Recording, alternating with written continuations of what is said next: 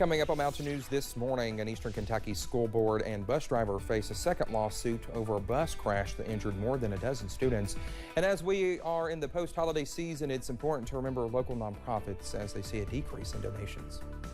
Dedicated to Eastern and Southern Kentucky, this is WYMT Mountain News this morning.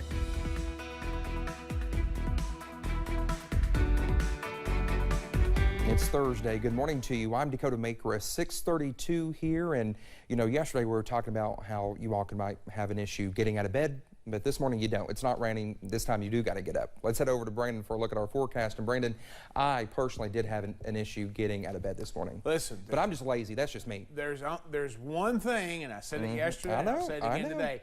Don't hit the snooze button. You know, I don't know how many times I snoozed, but I know I yelled at my Alexa. Sorry if y'all just went off, because it wouldn't turn off. I didn't even think about that. It wouldn't turn off. I was like, stop. I was like, I'm up. Hush, stop I'm talking. awake. Yeah. Go away. But anyway, but yeah, I finally made it. When we're here, it's Thursday, tomorrow's Friday, and we're looking for the weekend. Eastern Kentuckians are not going to like you this morning if you triggered their devices. All right, let's get into the forecast this morning. We're looking again at quiet conditions. I mean, that's basically all I have to say about it. Some clear skies, the moon out there. You can kind of see it on the right side of your screen on Buffalo Mountain there, where our transmitter is located up in here in Perry County. So again, not a whole lot of action. Not quite yet there in Prestonsburg. They're still hanging on to 40, but everybody else is in the 30s this morning, with Jonesville maybe getting ready to get into the 20s here in the next couple of minutes, because they're at 30 right now. And we'll continue to see some of those colder temperatures out there this morning. Back to the regional view, you can still see, as I was talking about earlier, Myrtle Beach is still in the 60s, Washington, D.C. still in the 50s, even New York City's even close to the 50s. But you can see earlier, Charlotte was at 51, so the front has just went through there in the last little bit. So they're coming down too. Roanoke, you're next, but 30s and 40s behind that. Still close to 50 in Huntsville and Atlanta this morning. Breakfast forecast. Get your frosted weather wheats in your bows and get ready to go today. We're going to see temperatures starting in, well, I probably should have changed this, into the 30s now, because there's hardly any 40s left. But again, 30s for the most part, and it's going to be a chilly start to the morning. Grab some jackets on your way out the door. Dakota? All right, Brendan, thank you. Well, an Eastern Kentucky school board and bus driver are facing another lawsuit. 3 students are suing the Magoffin County School Board and the superintendent, along with the bus driver, for a serious bus crash. Now, you may remember it happened in November on Kentucky Route 40. 18 students were on board at the time of the crash, and all were taken to the hospital. Some had serious injuries. The lawsuit is claiming negligence and is seeking punitive damages, among other damages for physical and emotional injuries. A lawsuit was filed last month by parents of 2 students, also claiming negligence. Well, given the increase in donations, the holiday season can be an exciting time for shelters and recovery centers. But over time, the goodwill diminishes, sometimes causing these facilities to struggle to make ends meet. Arlissa Williams talked with staff from some of these centers to learn more on why the need for the season of giving extends beyond the holidays. Staff members at facilities like Cumberland Valley Domestic Violence Services see more than 300 survivors walk through their doors each year. They have nothing. They come with just what they have in their purse or on their person most of the time. Community Court advocate Valerie Smith knows this feeling all too well, being a survivor of domestic violence herself. And I have been in their shoes when I fled here and started over with 2 children and nothing. So I understand how scary things are. Facilities like this often fill the gaps for these survivors, but once the holiday donations stop, these places might struggle to make ends meet. The families never stop. They're not just here for Christmas and Thanksgiving. They're here 7 days a week, 24 hours a day, 365 days a year. So we always need things for them. The same goes for the clients at the Beacons of Hope Residential Treatment Center in Hazard. Staff members say through providing essential items to those who reside there, they are offering clients a sense of home. You know, if they come in and they don't feel welcome, they're not as likely to stay. They'll go out those doors just as quick as they came in. But if we welcome them, they're more likely to sit still long enough to see the need and to welcome the help. Moving into the new year, staff at these facilities are hopeful the season of giving can continue on. There's nothing shameful about needing help. you know, and we're here, and we want them to know that when they come here, they will be welcomed as family. Seeking the support they need to continue touching lives throughout the mountains. Alyssa Williams, WYMT Mountain News. Those with the Beacons of Hope facilities say the treatment campus will be extending to offer services to men, so they hope community members can open their hearts to help provide items to make them feel more at home as well.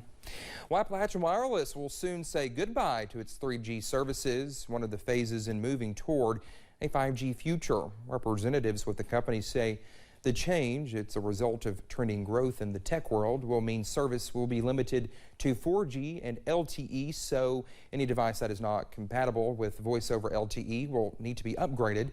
Representatives say it's not about making customers buy new devices, but about bringing their services up to date.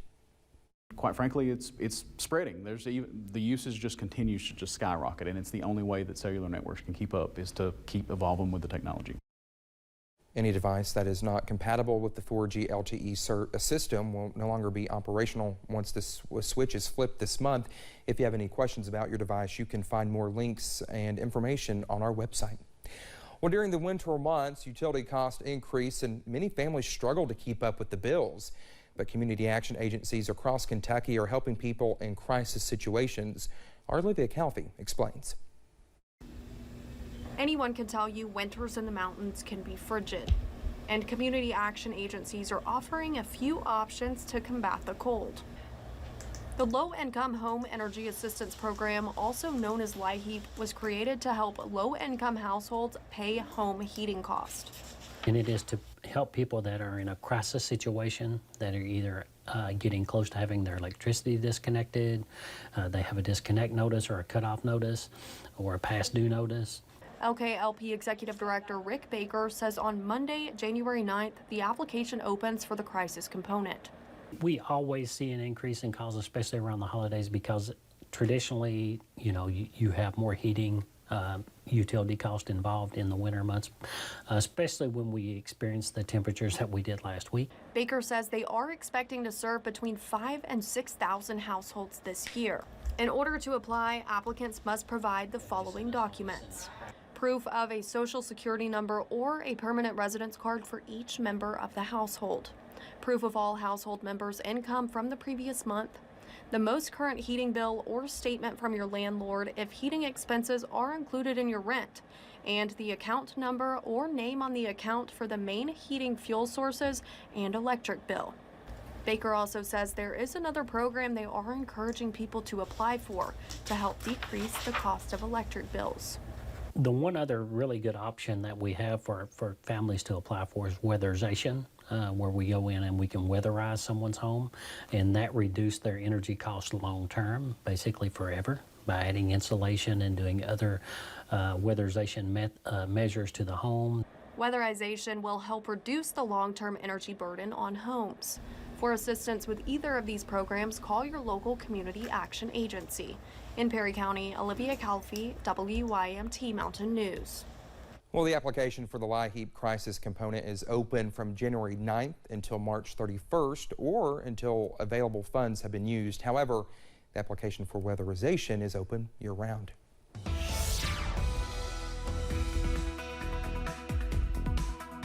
.640, I've been watching Prestonsburg and Jonesville real close because Prestonsburg could drop into the 30s at any time and Jonesville could drop into the 20s at any time. So those are basically our two spots that are the warmest and coldest in the region right now. 39 in Pikeville, Jackson as well, 34 Somerset, 35 London, 31 Irvin, 35 in Clintwood. The Logan sensor is still out along with Middlesboro and Monticello this morning, 36 in Jacksboro and Moorhead this morning. All right, out the door forecast. Back into the 50s today. We updated the morning temperature there a little bit to about 38 to kind of split the difference. But I still believe we're going to see sunshine take us into the low 50s later this afternoon. Dakota? All right, Brendan, thank you. At 6:41, still to come here on Mountain News this morning. A new report shows food insecurity among U.S. service members, even when they are on active duty. Stay with us.